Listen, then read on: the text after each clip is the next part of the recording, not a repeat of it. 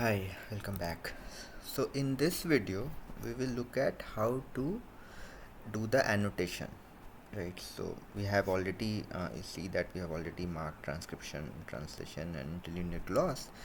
Now we need to uh, annotate the data. So this is especially relevant for those of you who are doing folklore.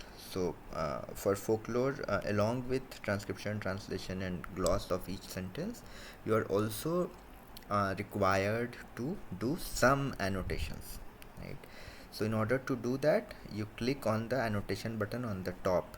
So this tab is not going to work for now.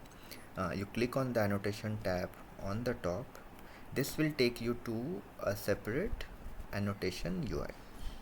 And this you'll see the audio is there, and then there are fields that you need to fill up. So some of those are pretty much self-explanatory. So you can give a folklore title, you can uh, do you'll have to select a genre for the folklore, remember. So there is a list of genres, but if your thing doesn't match with any of those, then you could select other and you can type out your genre as well. Then you have to give the summary and the relevance of the folktale to the community. uh, uh, Before we start, we'll do one of the things. You'll see by default it shows only one audio, but when you're recording folktale, you had two fields. One was the folktale itself, the other was summary. So the summary was recorded by your speakers themselves. You don't need to transcribe those summaries. So in fact, in the audio interface, when you will click on next, most likely you will for the folktale people, you will get the summary there. So you could just click next and skip its transcription if you want.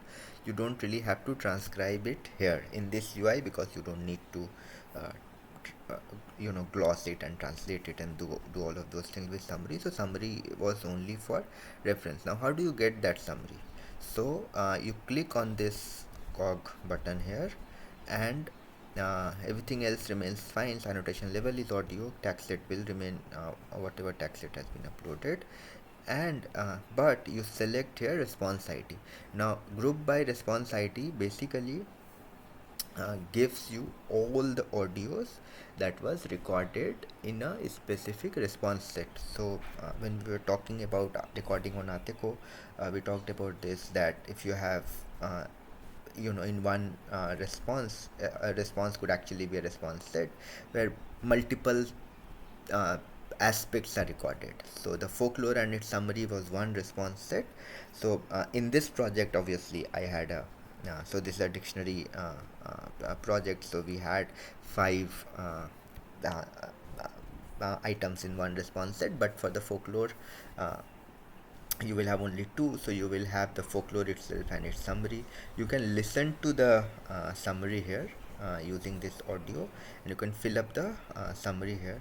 And along with that, obviously you could if the community has given a title, you could use that title. If you want to give some other title, you can give those title.